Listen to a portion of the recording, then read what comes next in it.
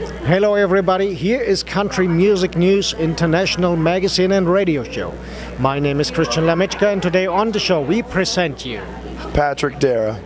Patrick, it's your first time here on Country Music News International. Can you please introduce yourself to our listeners and readers who may be hearing about you for the first time? Yeah, Patrick Darrah, from upstate New York in a little town called Bloomingdale. Got a new single out called I Never Got Over You. It's out on country radio now.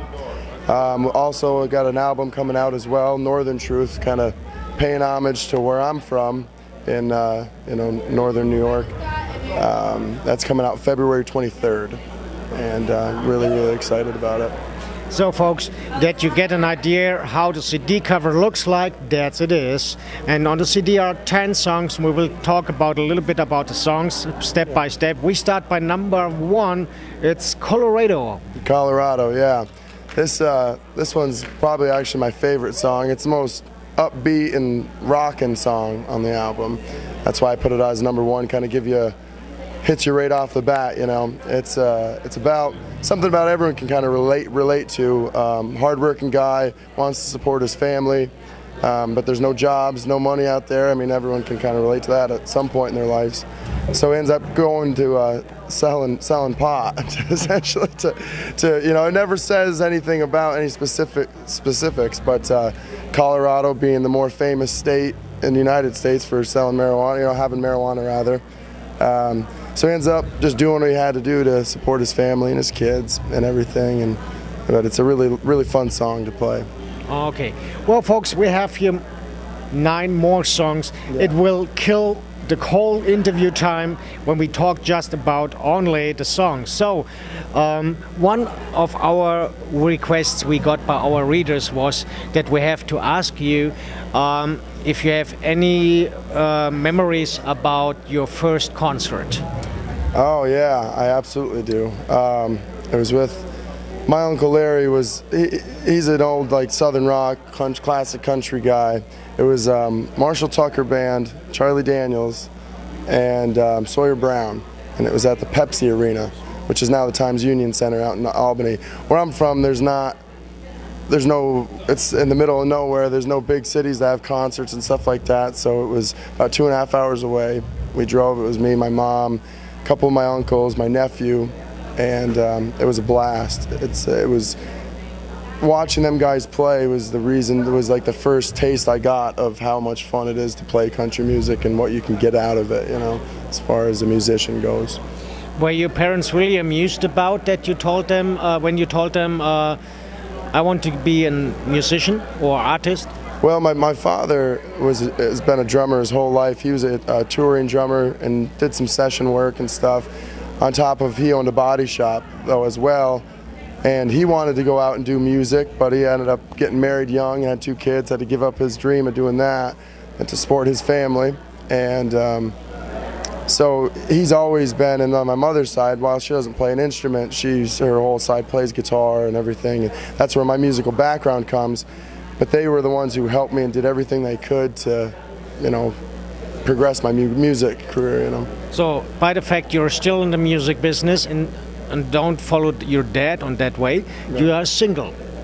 I am single, yeah. So folks, or girls, we're coming up now with the information about his phone number. Yeah. It's going out to the highest bidder, whoever requests I Never Got Over You the most on the radio stations. Okay, send us the biggest check and we will see what works. But anyway, how it is to be a full-time musician, or better say artist? Man, it's more fun than I ever thought it would be. There are times where it grinds on you a little bit, but I look back every time I think, oh, I'm tired, or I don't, going out and playing a gig where I got to kind of pull my bootstraps up, and it's like I'm thinking I'm doing what everyone dreams about doing. So I have no reason to ever complain or be, tired or bored or upset or anything about anything. It's just, I'm living my dream right now. And I went from swinging a hammer and doing body work every day to giving that up and trying my knack at this, and I love it. What was the first lesson you learned when you stepped to the music business? Oh man, down here in Nashville, you're saying, as far as coming down here? Dude, maybe background check some of the people I end up working with a little bit. But no, it's kind of something I learned. I always kind of knew, but found out more down here. Just treating people like you want to be treated. That whole cliche. Everyone, it's a small community here, and everyone has their back. It's a little town within a big city, and we're a family. And you always want to do, while you want to worry about your own career and progress yourself, you always want to help out and lend a hand or do something because you're all in it together. So that's what I learned first is that. So far, which was, as long you're now in the business, your biggest highlight? My biggest highlight, man. I mean, doing this record was probably one of my bigger highlights. Just the players that I got to play with. And my producer, Kevin Swine Grant, I mean, he's been a session bass player forever. So getting to meet him and he's my best friend down here, and he's played on Craig Morgan and Josh Turner, all these different guys, and Robbie Turner was played on it as well. He's playing with Chris Stapleton right now and does all his stuff. So meeting those kind of guys, meeting guys that I looked up to and watched for years, meeting them was probably my biggest highlight.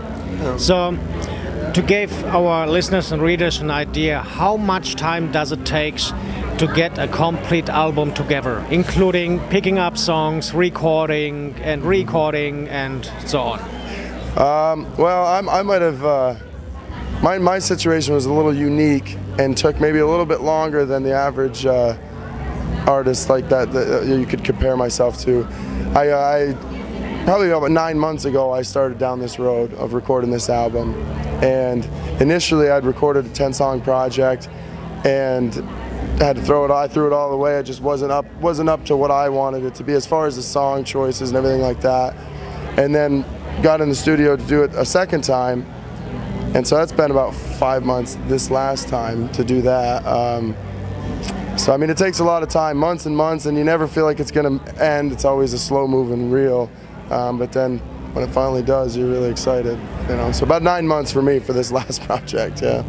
Did you ever have moments in your life when you're touring that you say, okay, that's a good thing, and that's something which is a little bit boring? Man, I don't know. I think everything is. I mean, there's some mundane parts about it, as far as traveling around, the driving and everything, that's kind of what wears on me a little bit. I'm 6'4" and a half, so Okay. so my legs get cramped rather easily.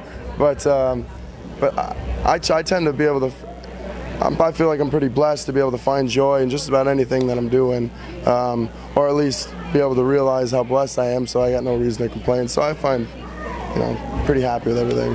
So folks, he will be too shy for, but you know what? You have a tour bus, you don't need one anymore. Maybe present it to him, sponsor him, and bring him on tour. He will be happy to have you as sponsor for a tour bus, aren't you? I'll give you VIP tickets and everything. You can hang out with me backstage and all that good stuff. Man, I like you. This is that's a good idea. I never thought of that. Jeez, that might work out. Okay, folks, and now here are the information. What's best to keep up to date with him? I got my website. You can follow my website, patrickdarrah.com. My Facebook, once again, Patrick Darrah. And I have an Instagram account as well, Patrick_Darrah. I'm constantly posting. My publicist and PR company is always good about keeping on top. When I'm not, that's something I don't really aren't always the best at doing, but they make sure everything's always up to date as far as my shows and what I got going on at any particular time. So folks, you know what to do now. Or stay here with us on Country Music News International. Sign up to our daily newsletter. We keep you up to date what's going on in country music city, Nashville, and around the world. You're Christian Lamitschka.